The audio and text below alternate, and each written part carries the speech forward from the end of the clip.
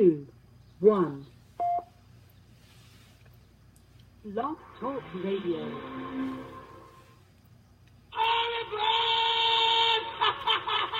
Don't touch me. I'll beat your brains out. You believe in miracles? Yes! I mean, you can take a knee and try a 56-yard field goal. This is not Detroit, man. This is the Super Bowl. Let's get ready to rumble. I'm Sonny Liston. I'm Jack Dempsey. There's no one like me. I'm from Nairclaw. There's no one that can match me. My style is impetuous. My defense is impregnable. And I'm just ferocious. I want your heart. I want to eat his children.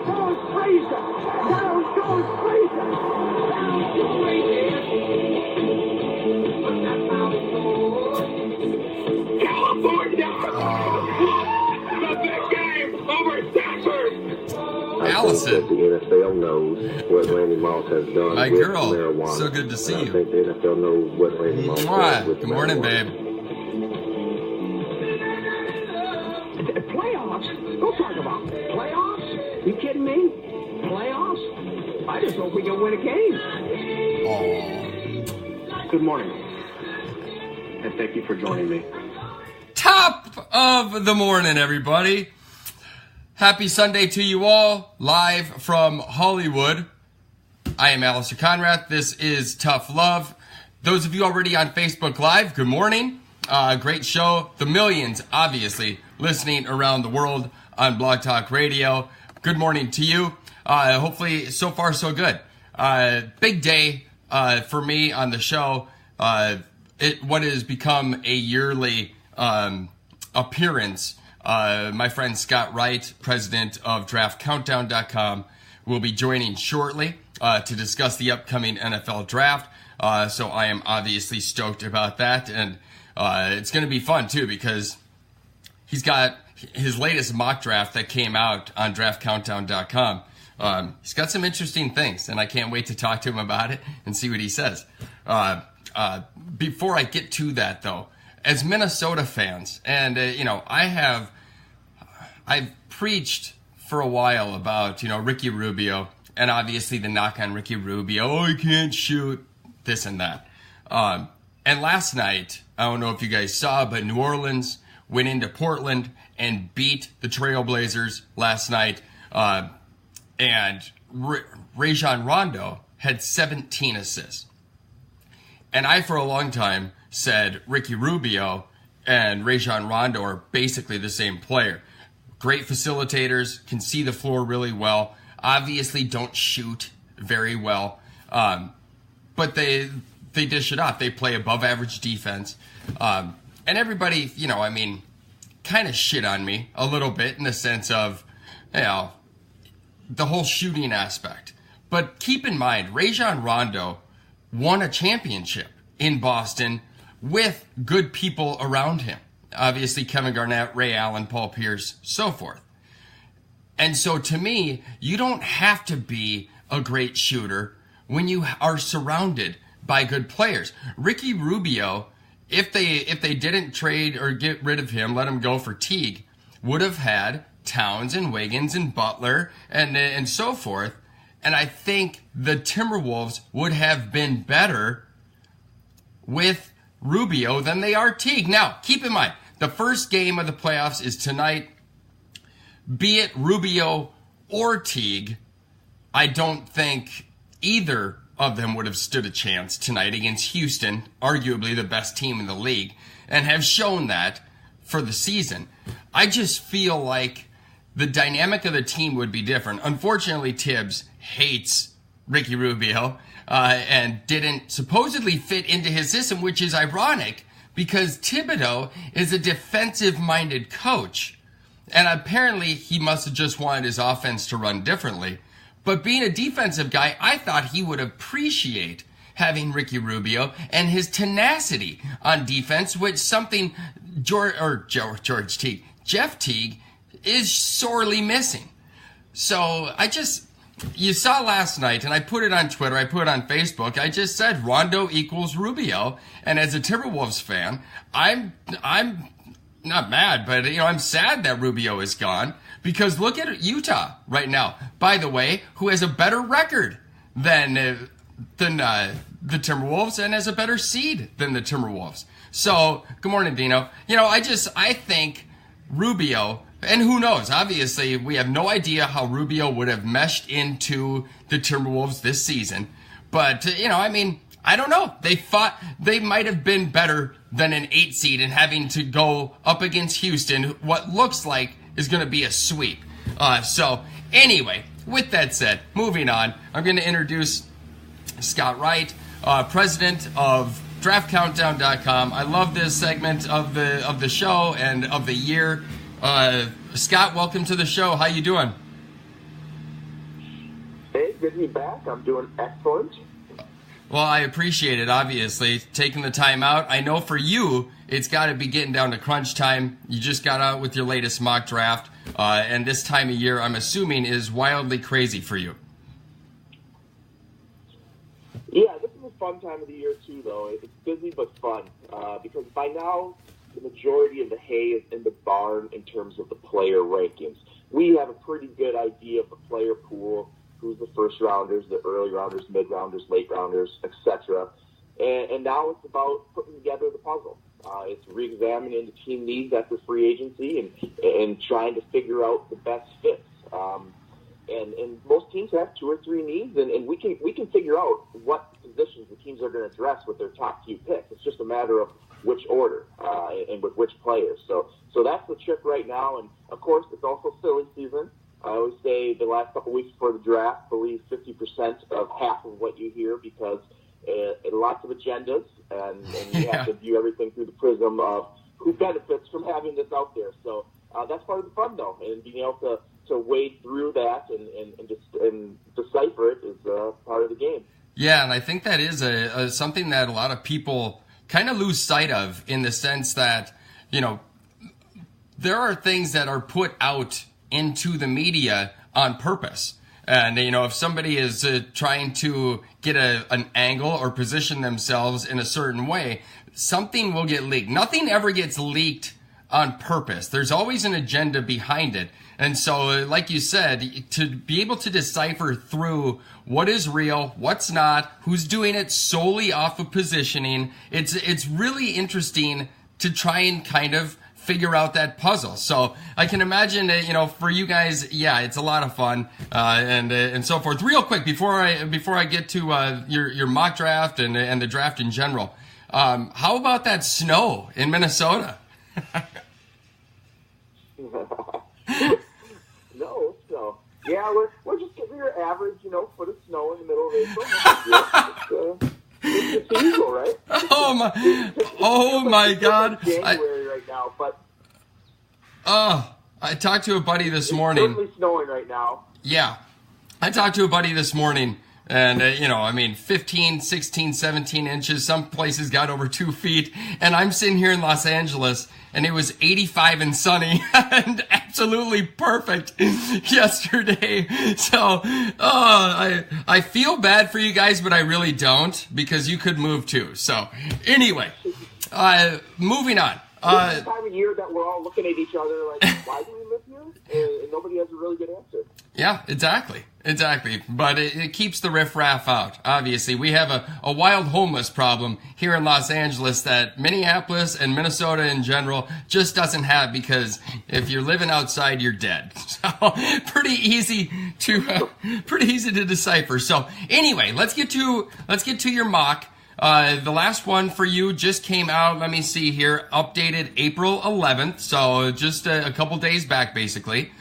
The first thing I wanted to talk to you about is, the last time we saw 3 quarterbacks go 1, 2, 3, and then keep in mind, for those of you who haven't seen Scott's mock draft yet, he doesn't have the first 3 picks going as quarterbacks. He actually has Bradley Chubb.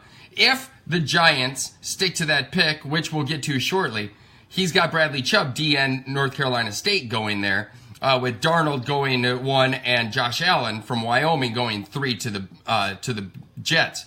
So let's just say, though, for hypothetical sake, that quarterbacks go 1, 2, 3. The last time we saw that happen in a draft was 1999, and everybody remembers it was Tim Couch, Donovan McNabb, and the wonderful, wonderful Achilles Smith. So my question to you is, if by chance we see 3 quarterbacks go 1, 2, 3, who in this draft, and let's hypothetical sense, let's say it's Darnold, Allen, and Rosen, not particularly in that order, but let's just say those are the 3 that come off the board first. What is, when you equate them to Couch, McNabb, and Achilles Smith, who, from Darnold, Rosen, and Allen, who is your Tim Couch, who's your McNabb, and who's your Achilles Smith? Oh, it's fun. All right. Well, Darnold is my Donovan McNabb. I think he's clearly the number 1 quarterback in this draft. I've been pretty steadfast about that throughout, and I think the Browns are going to take him number 1. So he's definitely the McNabb.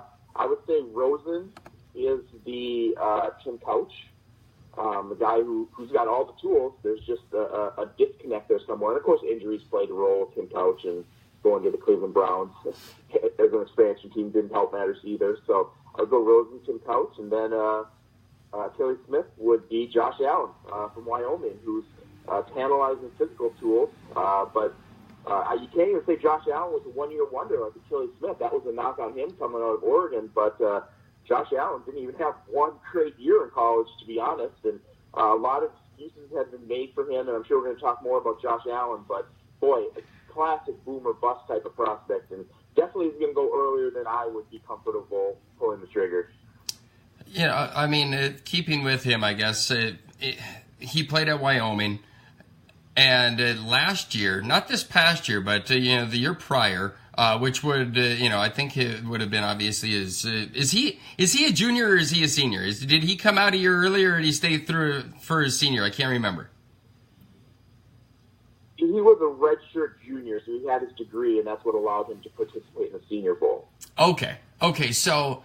His redshirt sophomore year was better, in my opinion, than this past season. But the excuses can be made. He lost some weapons around him and some blocking in front of him. But when I've said this for a long time, and I think we've chatted about this. When you're a quarterback in the NFL, there is one attribute that stands alone, and that's accuracy. And for Josh Allen, it seemed as though even when he had the better people around him in his redshirt sophomore year, he still didn't have the best accuracy. So when it translates to the NFL, is that the biggest worry? Because he's got all the size and the strength, blah, blah, blah. Is it solely the accuracy that could be the issue with him? Yeah, absolutely. And he's a 56% career passer in college. And you can see how someone could fall in love with him because he screams number 1 overall pick in terms of the physical tools. He's 6'5", 237, terrific athlete, as strong of an arm as you're ever going to see. He can make every throw. He can move a little bit. He can throw on the run. And there are times where flashes of brilliance. The problem is, 1 of every 4 throws, he doesn't know where it's going. He just absolutely sails it.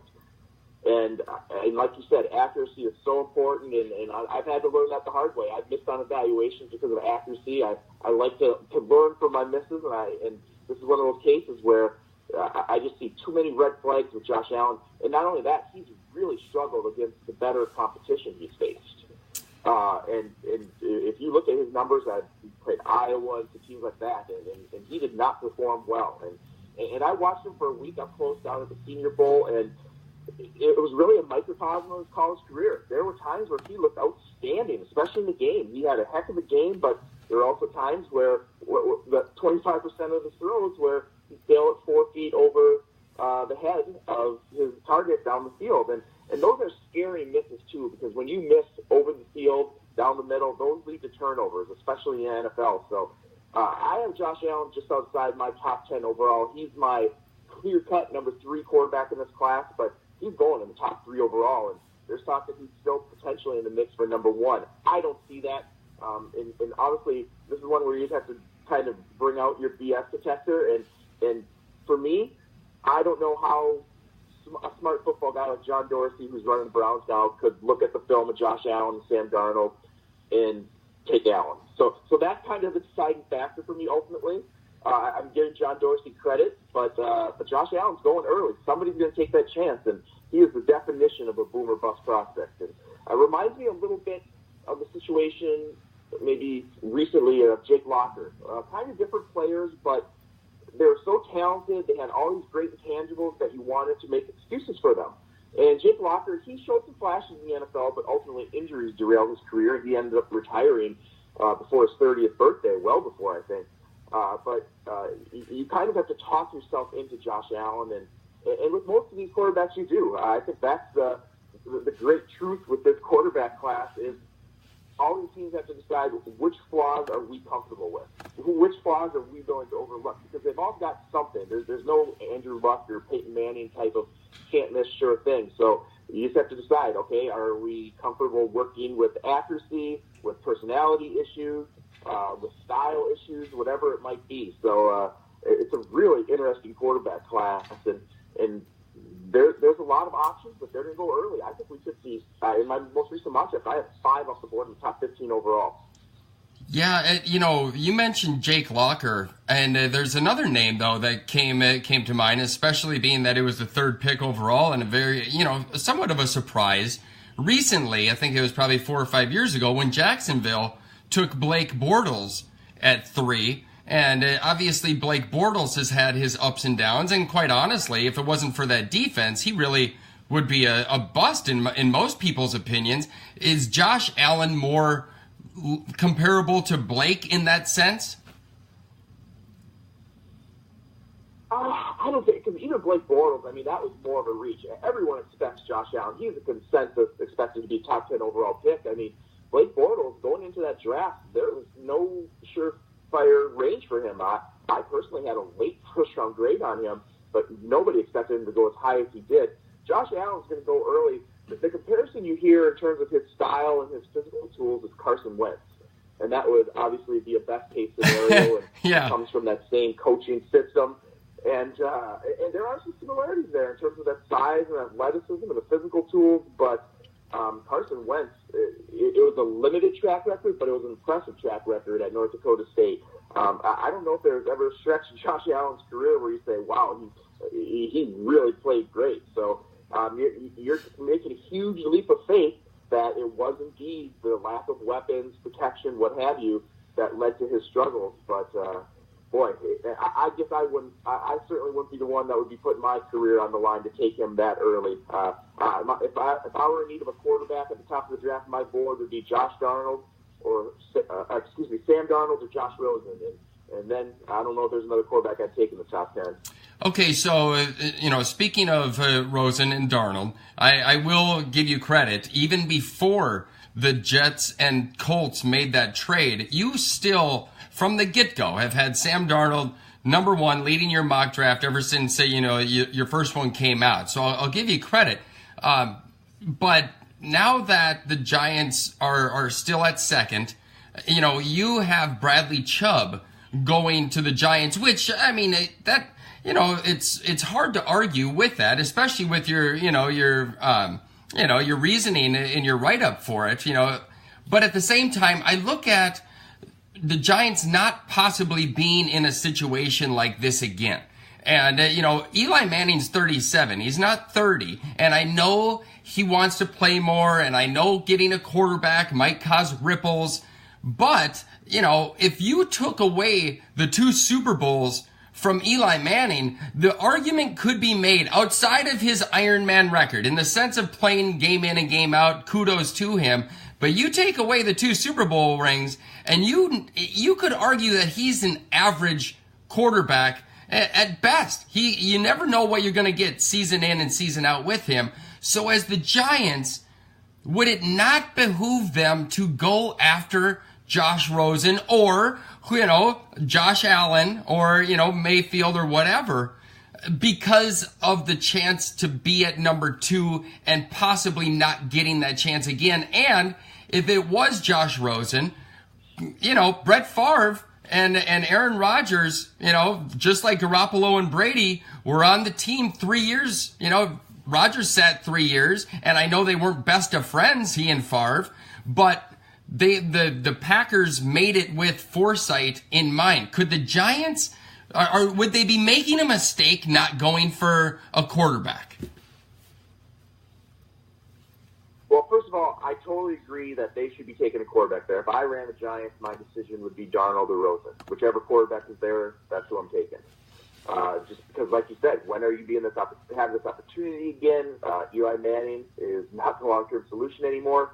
But I've been pretty steadfast throughout that I don't think they're going to do that. And since the day they hired David Gettleman as their new general manager, who was an old-school Giants guy. He was there during those Super Bowl runs and the Giants' recent heyday. And I think that was a commitment from ownership and now the front office that they're going to stick with Eli Manning. Because Eli Manning made it pretty clear last season how he felt about being replaced and mentoring a young quarterback.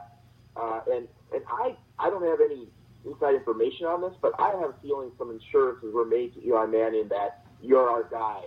Or because he had other options. He could have went to Denver probably, or like his brother did, and maybe made a Super Bowl run with that great defense. Or gone to Jacksonville. There were teams in need of quarterbacks. So if they were going to take a quarterback there, I think Eli would have said, okay, I just want to move on, and we'll part ways.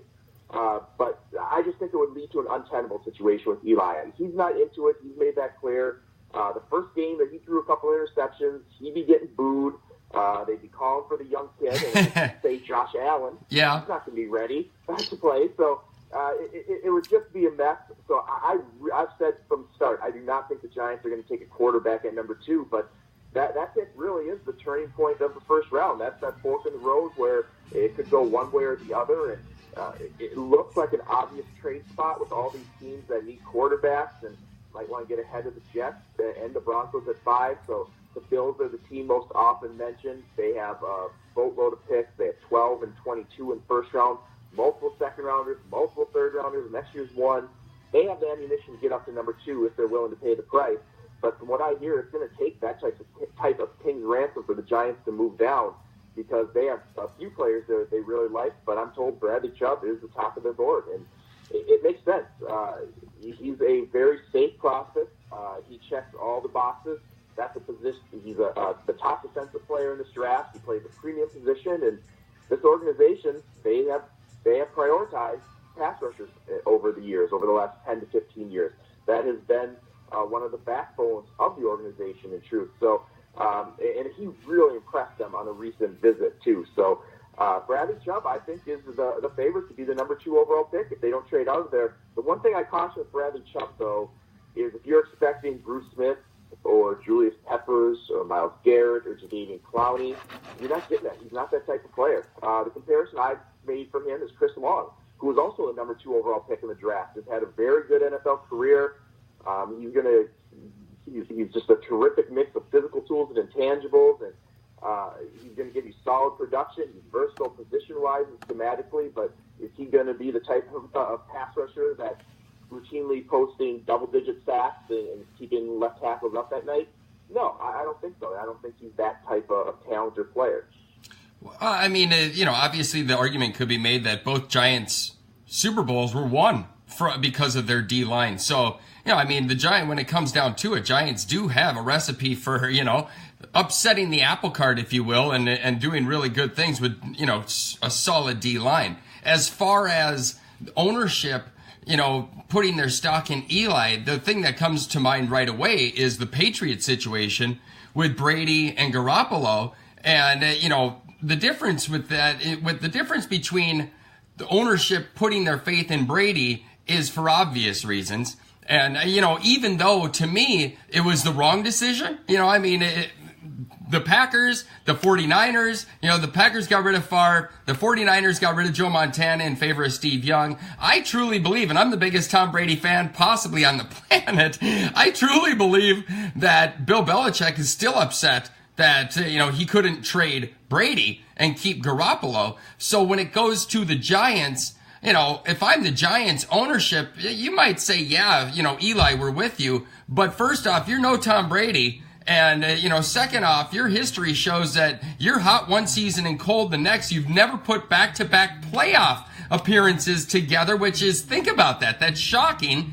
And so, to me, if I'm the Giants ownership, I am 100% taking a quarterback at number 2, especially with how you just described Bradley Chubb, a very, very good player, top defensive guy in this draft, arguably, but still not the Julius Peppers, not the Jadeveon Clowney. So for me, I'm looking in the sense of down the road, and as a Giants ownership, here's the thing too. Here's my question. When it comes to Sam Darnold and Josh Rosen, so much is made off potential and the ceiling. But when those two played each other this year, it wasn't close who the better quarterback on the field was. I mean, Josh Rosen was so much better to the eye test than Sam Darnold in that situation. It always just shocks me when draft time comes how, to me, and a lot of people, yourself possibly included, will disagree, but I look at Josh Rosen as an Aaron Rodgers. Somebody who's very cerebral, almost too smart for his own good, but so athletic and so arm savvy and smart in the pocket that unless he goes to a team that unfortunately just doesn't have the system that works well, aka Buffalo, I look at Rosen as my McNabb if we're going to go back to those 3. What is it about Rosen that people just can't get past? I'll get to Rosen in one moment, but I think you also made the case for why Eli Manning, I don't want to say isn't going to allow that number 2 pick to be used on a quarterback, but doesn't want it to be. Because look at even Tom Brady. Tom Brady was starting to feel the heat to a certain degree from Jimmy Garoppolo behind him. And that was a second-round pick. So just think how vulnerable Eli Manning would be to that pressure from a hotshot young backup quarterback. And I think that's exactly the type of situation that Eli wants to avoid. And as far as Josh Rosen, if he had the intangibles of Josh Allen, Sam Darnold, what have you, he'd be the number 1 pick in this draft. I think he's the most polished passer. He's a heck of a talent. The only concerns on him are, one, durability. He's been dinged up a little bit the past couple of years, so he needs to get stronger and fill up that frame. But the second is just, I don't even know how you want to term it, personality, character. I guess the best way to distill it is that teams wonder, does he have that Jeff George, Jay Cutler gene, where he's got all the talent in the world, he can really spin it, and he's going to be a good player in the NFL, but is he missing that X factor? Is he that leader of men? Is he that alpha? And I think it stems from just, his personality. He's a younger guy. People have labeled him a millennial, whatever that means. But I think it's going to take the right type of coach to relate to him. The NFL is a league that is slow to change, so there's lots of old school, grizzled football coaches, and I don't think Josh Allen's going to fit particularly well with those types. He needs a Sean McVay type that's going to be able to relate to him and coach him in a way that's suited for his particular situation. But there's no denying the talent, and he's a top 90 seconds draft type of talent, and that's why he's my clear-cut number 2 quarterback in this draft. And although I do think he's going to slide, if I was betting, I would bet on him being the 4th quarterback off the board, just because I think that is going to scare enough teams away. And right now, I think they're going to come off the board: Darnold, Allen, Baker Mayfield, and then Rosen. That's one thing that is a little surprising. And you know what? It's funny. I love Baker Mayfield. I really do. A lot of people, just frown on him about, the attitude and so forth. I like that fiery, competitive spirit. I think he's great. Plus, what we talked about earlier, he is arguably, next to Rosen, the most accurate passer in the league. And when you go to the NFL, that is number 1, no matter what. And so, for whatever reason, I can't believe we're running out of time already, but I want to hit on a couple things. Sticking with the quarterbacks, Lamar Jackson. What is it about the NFL and GMs and scouts and so forth that, for whatever reason, can't get past the shiny new toy aspect? I look at Lamar Jackson, and yes, physically gifted, next Michael Vick, if you will. But his throwing motion is horrendous. It's insane. And his accuracy is terrible. I just don't see... We've never had a running quarterback in the league win a Super Bowl. And I don't see it happening in the foreseeable future unless the NFL game automatically just switches to, the college game. So what is it about teams and scouts and GMs that look at Lamar Jackson and say, oh yeah, a first round talent. We're getting him in the first round. Why? Well, he's unique. I'll absolutely give you that. But I'm a believer. And if you're the person who wants that 6'6", pocket passer, he's definitely not your guy. You're going to have to cater your offense around him. I don't want to say to a large degree, but to a certain degree. But even though he might have some of these other shortcomings, he has these other rare gifts that he's able to compensate. And I think the comparisons to Michael Vick are apt. It's that Lamar Jackson is bigger and more physically developed than Vick was coming out of college, and he's a more polished passer. And I don't think he's ever going to be the type of guy who completes 70% of his passes or has these amazing statistics. But I think a lot of what Lamar Jackson brings to the table doesn't show up in the box scores. And I think that was the case with Michael Vick over his career as well. He necessarily wasn't this statistical darling where he was breaking all these records, but he did all. It was just this right mix that led to winning football a lot of times before off-the-field issues really derailed his career. So Lamar Jackson, to me, the talk of him moving to wide receiver is absurd. Can debate how good of a quarterback prospect he is, but he is absolutely a quarterback. And, when I was working on this last mock draft, I actually did I sketched out two versions. One in which I had him going 15 to the Arizona Cardinals, and one where I had him going 27 to the New Orleans Saints, which I think might be his floor. And I did some research. I called around, asked some people, and the indications I got are top half of the first round is a lot more realistic. So I think he is going to go top half of the first round, and I think he's a better prospect than Deshaun Watson was a year ago. And really the deciding factor in that equation for me was Deshaun Watson's history of injuries, which, of course, have now come and reared their head in the NFL as well. But Lamar Jackson's never had an issue like that. And believe me, I'm leery of running quarterbacks, too. I don't want a quarterback that runs, and he's going to have to cut down on that and learn how to protect himself. But I think he can be a winning quarterback in the NFL. And if you're the Arizona Cardinals, you're hoping he's there at 15. He might not even make it that far. Again, ability-wise, my God, he's so fun to watch. He's electric. But, just like Michael Vick, he's going to get injured. Cam Newton gets hammered. But Cam Newton is 6'5" and 260 pounds of pit bull muscle. And so, he's able to get back up. I just see a guy who, granted, had some decent passing numbers at Louisville, but the guy ran it 20 times a game in Petrino's system. And obviously that's not going to be what happens in the NFL, but he has it in him when things don't look good, just like Michael Vick, to run it. The only problem is in the NFL, everybody runs a 4.4, even the 6'6" linebackers, and they hit a lot harder than the college. Even if he has initial success a la RG3 and, so forth, teams catch up eventually. And unless you are a good pocket passer and can be that way, because that's what Deshaun Watson wasn't running it 20 times a game in college. He was more of a pocket passer. And so, I just look at Lamar Jackson and I'm like, it doesn't equate to me. Nothing against him. I wish him the best and I hope he does have success in the league. We just haven't seen it, except for Michael Vick, which was short-lived, because of injuries. And I see that what's happening with Lamar. We're running out of time.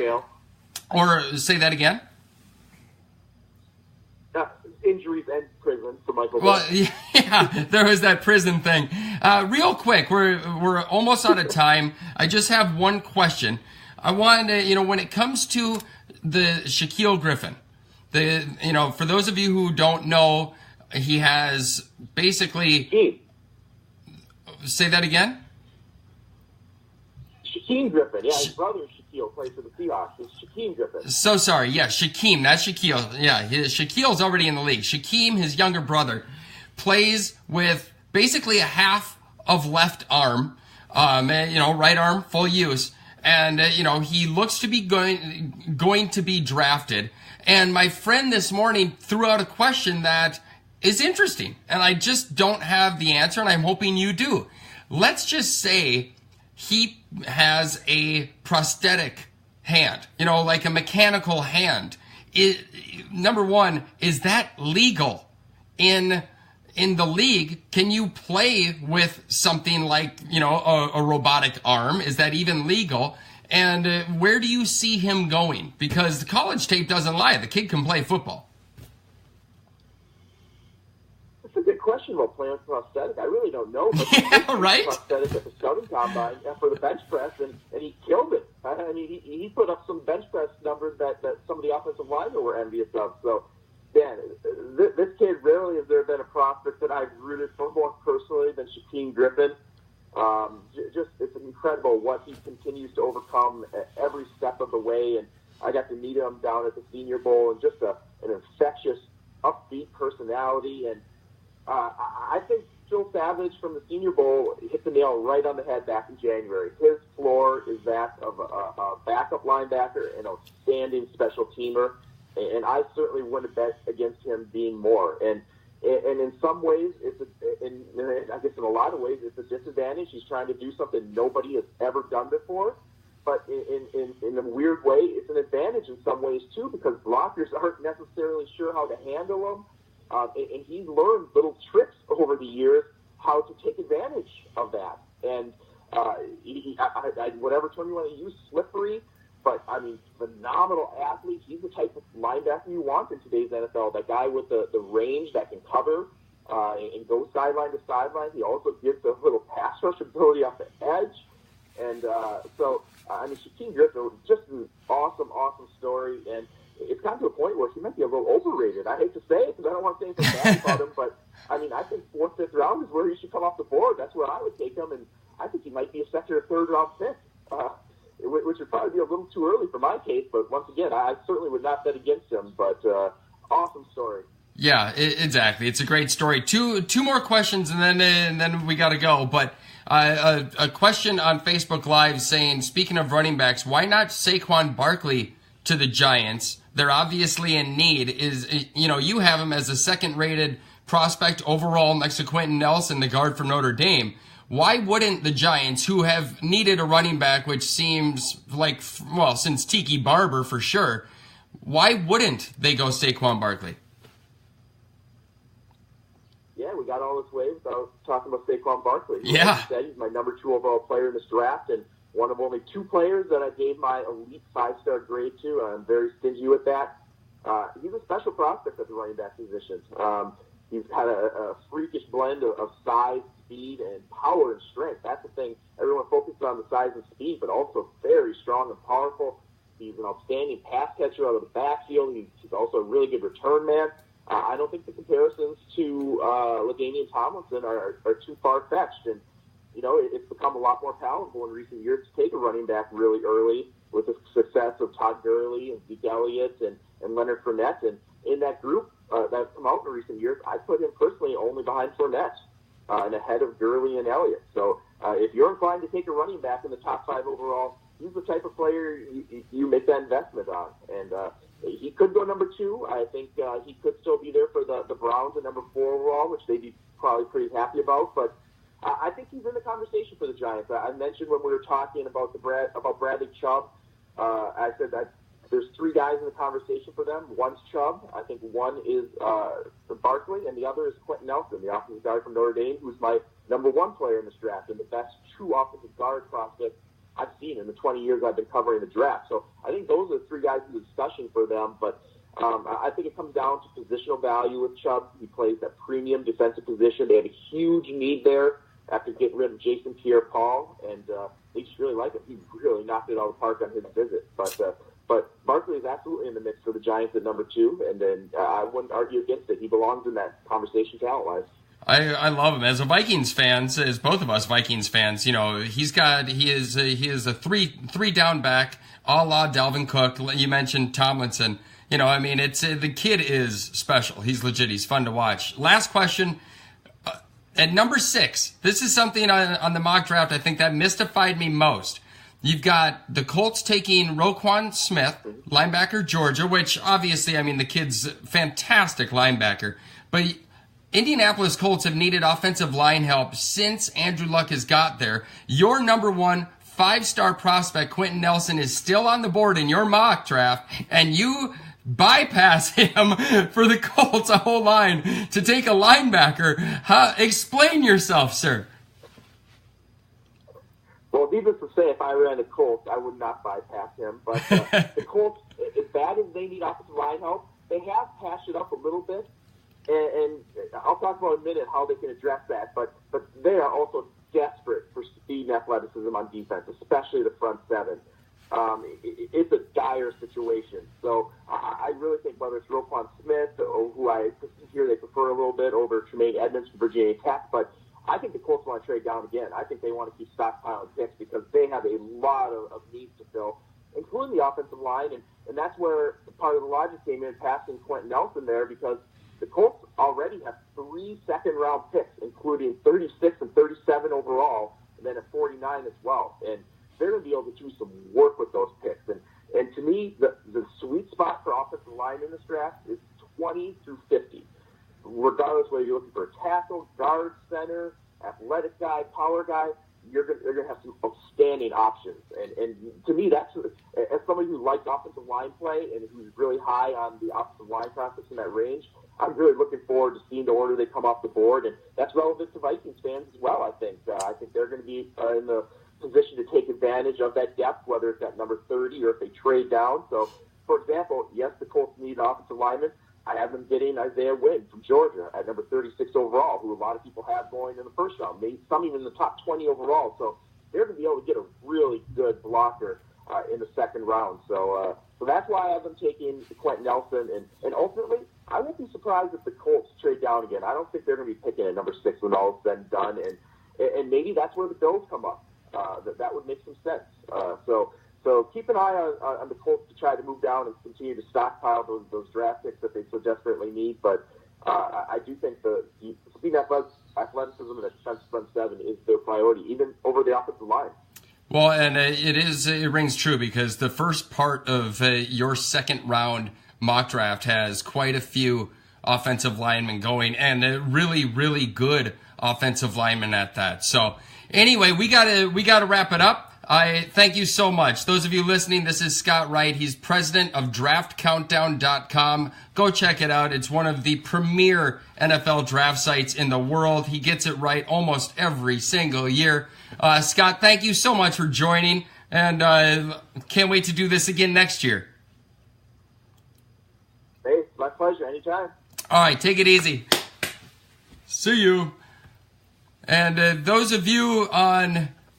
I can't believe Blog Talk let me go this long. Really. It's shocking. I don't know. I'm going to get cut off here pretty soon, but generally it's a half-hour show, and I'm 13 minutes over. So anyway, I'm going to run. I'm going to go and take the dog for a hike. There's no 15 inches of snow here in Los Angeles. So I'm going to go and walk the dog, come back, and those of you who are Wild and Timberwolves fans, big night ahead. Hopefully the Wild can get back on track. This is definitely a must-win game for the Wild. If they lose, obviously they're down 3-0, and the way they've been playing, obviously you can call that a series. Timberwolves, who knows? Who knows? Obviously, nobody expects anything from the Timberwolves at Houston tonight, but that's why they play the games, right? So we'll see. Jimmy Butler back means everything. Is it enough? Houston has railroaded the Timberwolves in the 4 games they've played this season, and I don't expect there to be any difference tonight. But who knows? Who knows? So anyway, I hope you guys have a great Sunday. Thank you so much for joining in on Facebook Live. Those of you on Blog Talk Radio, appreciate it greatly. Go have a great Sunday fun day. Drive fast, take chances, and I will see you next Sunday. Take care.